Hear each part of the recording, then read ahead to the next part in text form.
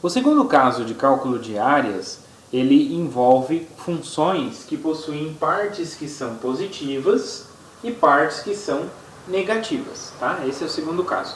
O terceiro caso é a diferença entre duas funções, tá? Então é calcular a área entre duas funções, tá?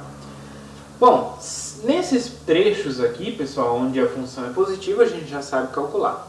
A questão nova que aparece aí, o que eu faço quando a função tem parte negativa, né? Como que eu faço para calcular essa área, tá? Então, o segundo caso é calcular, então, para quando a gente precisa calcular a área da figura plana delimitada pelo gráfico de uma função f, tá? Pelas retas x igual a A, x igual a B, tá? E o eixo x. Então, qual é a região delimitada? É essa parte e essa parte. São as únicas em que eu coloco o nosso carneirinho e ele não vai escapar, tá? Então é essa. Bom, aqui então eu tenho três partes de áreas para calcular, tá? Então o que ele está falando? Ele está falando que a área dessa, né, a área total, ela vai ser a integral de A até B do módulo da função f de x dx. Por que é do módulo? Então vamos entender. Bom, para calcular a área total aqui, como ela é feita por esses três, ela é composta por essas três partes, basta calcular a área de cada parte.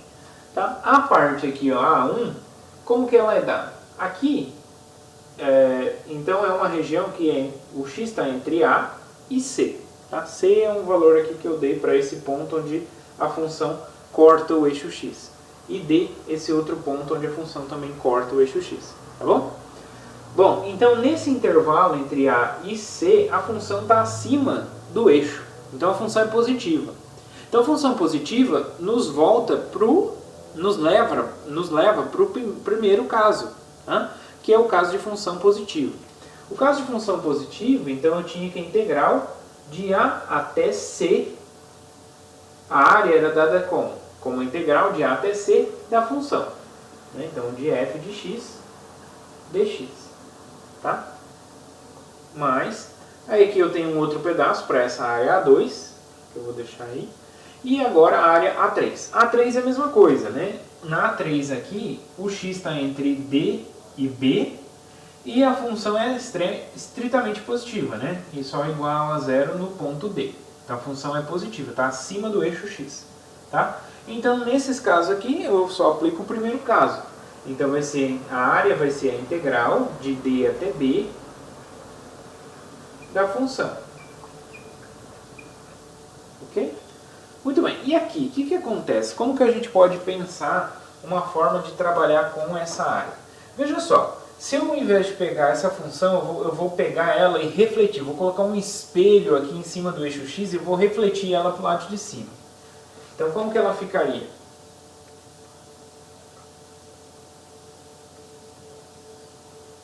Ficaria uma coisa mais ou menos assim, não é? Então essa daqui seria a reflexão, né, dessa área. Tá? Bom, quem é a função que vai pegar então esse valor e vai levar no oposto aqui de cima? Né? Note que se eu pego qualquer ponto aqui, como ele é a reflexão do ponto daqui de baixo, então esse tamanho é igual a esse tamanho. Então se esse aqui valia, sei lá, um valor S, esse aqui vale menos S, tá? Se esse ponto é S, esse é menos S. O tamanho é o mesmo, só que aqui os pontos são negativos, né? Os valores de Y aqui são negativos. A hora que você reflete, você vai obter valores positivos, então tem que trocar o sinal. Então esse pedaço aqui, para obter ele, eu faço menos f de x, tá bom? Então eu troco o sinal. Então quando eu troco esse sinal, aí sim eu vou obter uma função que é positiva nesse intervalo, porque aqui a função nesse intervalo entre C e D, a função f é negativa, ela está abaixo do eixo. Então menos ela vai ser positiva, vai estar acima do eixo. Tá?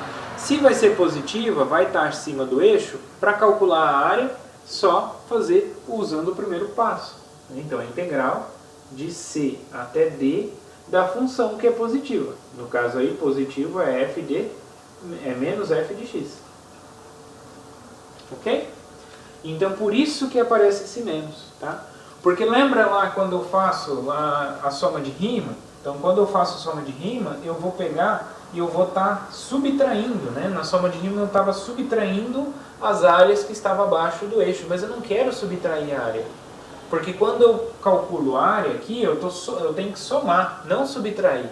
Então, para poder fazer esse processo, eu tenho que sempre colocar o menos aqui na parte onde ela é negativa. Então, sempre que a função for negativa, no pedaço que ela for negativa, eu tenho que considerar ela com menos.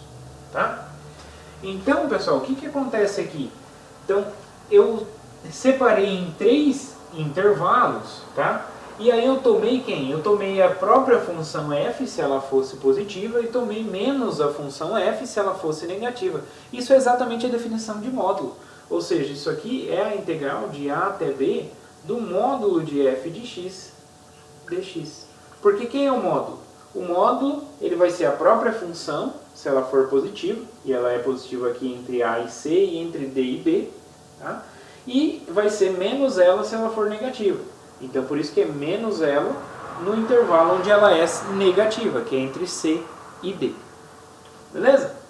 Então, pessoal, sempre falar, calcule a área ou calcule a integral quando tem um módulo, eu tenho que me livrar do módulo primeiro, né? Então, eu tenho que analisar qual é o trecho onde a função é positiva e qual é o trecho onde a função é negativa. E aí separar nesses dois casos, onde a função é positiva e onde a função é negativa, e depois somar essas duas partes, ok? Isso é a mesma coisa na área, né? Na área, então, eu analiso o que eu tenho acima do eixo e o que eu tenho abaixo do eixo.